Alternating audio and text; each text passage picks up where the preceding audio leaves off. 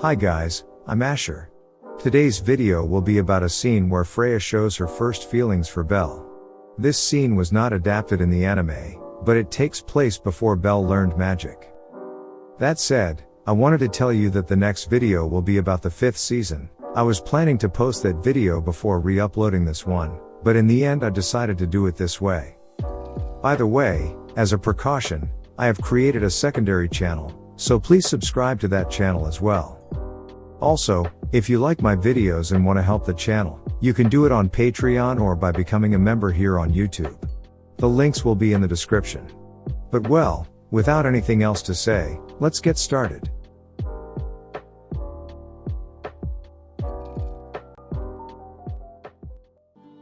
A voice from above whispered. So, you've gotten even stronger. Just below, a white shadow running after another shadow and getting farther away. A woman's excited eyes followed this shadow with the utmost intensity.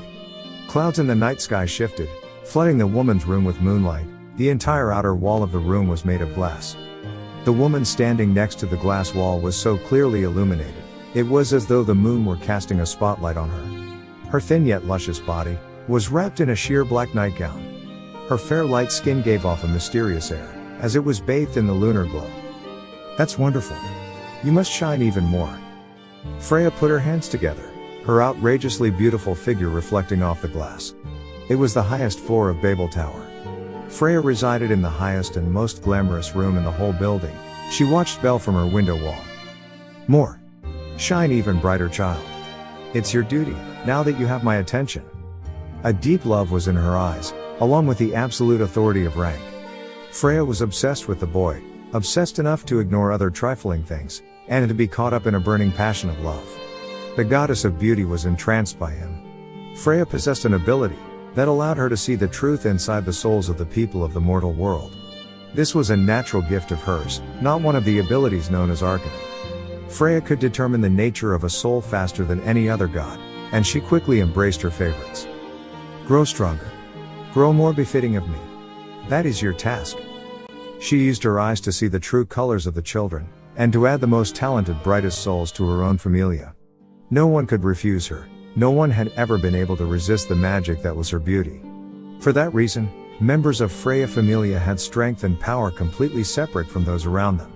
Even among the powerful familias of the Labyrinth City, Freya familia stood apart in its might. The goddess Loki knew perfectly well about Freya's eyes, and called it the rot in hell, you lousy cheater power. I just happen to like strong men. She had discovered Belle by coincidence. It was early one morning, her silver eyes spotted him walking down West Main. I want that. That emotion went through her at first sight. It had been a long time since she felt like that. Her whole body lightly shook in anticipation. Her stomach jumped, a breath of euphoria escaped her lips. Just as it had always happened with her, she became no better than a child who'd found a new toy in a toy store. A pure but ugly urge to possess him consumed her. Belle's soul was a color that Freya's eyes had never seen before. What color would he become? Or would he stay clear? Anything with an element of uncertainty could keep a god interested indefinitely. That's why she couldn't stop. So she decided to wait and watch. It would be fun to turn him into her own color, but she felt as though there would be plenty of time to do that later. I can't wait. How strong will you get? How bright will you shine? What color will you become? There was indeed love in her silver eyes, as she watched the boy from her room, but it was a corrupt love. She placed a finger on her full lips and playfully bit the tip. For a moment, a provocative scent filled the room. What is this? Oh. Did you notice again? The boy was already quite small in the distance, but he had come to a complete stop, and was looking around.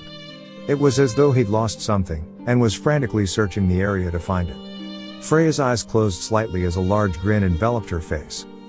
He'd done the same thing the first time she saw him on West Main. He noticed her gaze when she focused on him with all the excitement built up in her body. His perception was better than she thought, almost as if her gaze had been too strong. He doesn't have the talents of other children before him. Why then? Could everything be due to his growth? This is very intriguing. Looking back on that moment, she should have made her move, She felt like she could have easily controlled him like a puppet, as she'd watched him speak with some familiarity to a girl on the street. Even though he had another god's blessing, she had no doubt she could have persuaded him. She restrained herself because she didn't know which familia he belonged to, which god would move to protect him. She didn't want to quarrel with someone like Loki, and after seeing his innocent smile, her urges waned and she didn't feel like it. I'll have to remove Hestia from the picture. But that boy is mine. But for now, changing the plan and watching him from the shadows wasn't such a bad thing. Freya nodded to herself. One would tire of always having a cat in one's lap. It was good to let it play to its heart's content outside in the garden from time to time. After all, it was her garden, she could retrieve him at any time. I will wait for a while before I make you mine. It's strange. Part of me doesn't want you to come. Now might be the time, when thoughts of you dance in my mind the most. Just like everyone before him, once he became hers, she would lose interest over time. He would become a favorite toy on a shelf, one of the dolls sitting in Arrow. Occasionally she would remember him, take him off the shelf to play, and then put him back. The hope and excitement of the first moments would always fade away, emotion deteriorated. The same was true of love. Once it hits its peak, it was fated to crumble. No one longed for a love that had gone cold. However, Freya didn't feel that it was pointless. That was simply the nature of love, and she was the goddess of love. She felt that having a collection on the shelf that was a little too big was somehow just right. Her bare shoulders were showered in moonlight.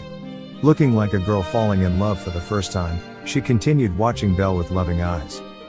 However, yes, it might be about time for you to learn magic.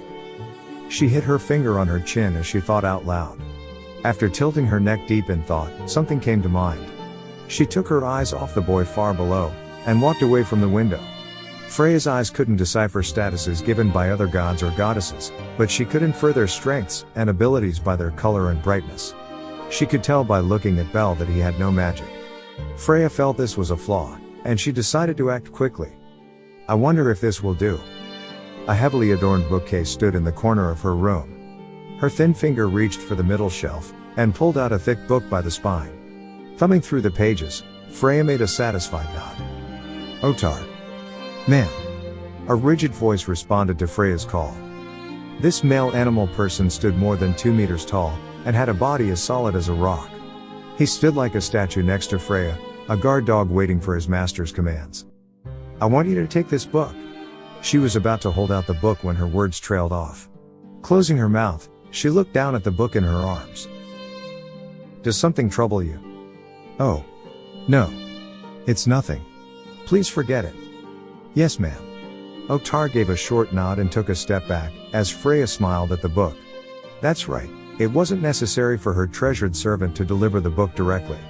Plus, if this behemoth were to show up silently in front of Belle and attempt to give him a book, the boy would be terrified. While entertaining to think about, it wouldn't do. There was no need to place it in his hands, he merely had to take it. She knew just where to leave it. It would be right where she first saw him, on the big street where they'd met. There was a certain bar very close. If the book were there, it would end up in his hands for sure. In the dark stillness of the room, her servant watched as Freya turned to the window wall, laughing quietly to herself. And well, that was all for today. I hope you liked the video. If you liked it, please leave a thumbs up, share the video and leave your opinion in the comments. I will be reading your opinions. Also join Discord, there we can talk about DanMachi and even other animes. The link is in the video description. Best regards and see you next time.